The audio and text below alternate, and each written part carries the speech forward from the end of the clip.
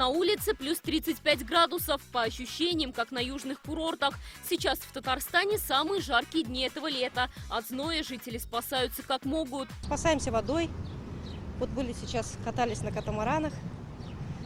Ну а так, стараемся тенечки, кафе, уединяться от жары. Это озеро Изумрудное. На пляже многолюдно. Из воды не вылезают даже утки. Елена Грибакова приехала большой компанией. На водных процедурах они с самого утра. Купаемся, загораем. Ну, в общем, уезжаем с города. Уезжаем, потому что на природе жара ощущается, она не так сильно. Здесь все равно как-то посвежее от земли.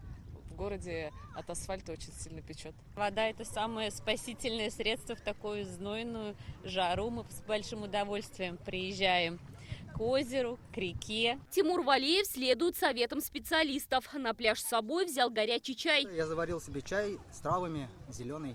Принимаем утренние процедуры, скажем так, спа, солнечные ванны, получается. Плаваем. Бары и игровые площадки, где еще несколько дней назад резвилась детвора, в такую жару опустели.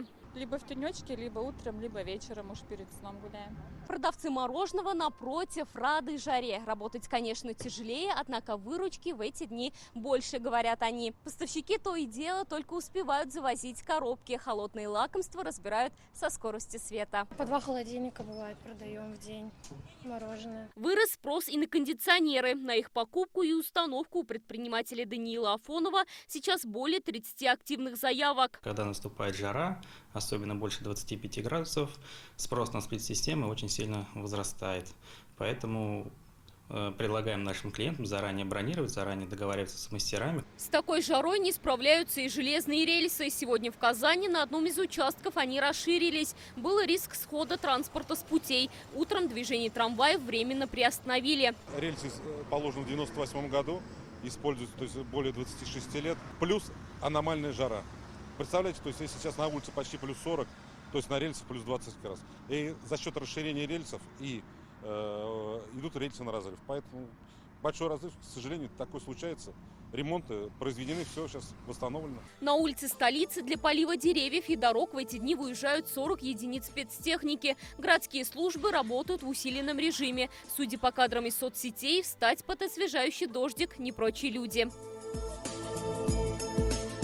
Только с начала недели в Казани 13 человек получили тепловой удар. С головными болями и тошнотой обращаться к медикам стали чаще. Жаркое время очень сложное время можно сказать, для всех людей. Когда жаркие дни становятся, не то что увеличивается обращение по поводу солнечного удара, а именно за счет обострения хронических заболеваний или появления новых заболеваний обращение становится гораздо больше. Жаркая сухая погода в Татарстане установилась под влиянием антициклона. Температура превышает норму на 7-9 градусов.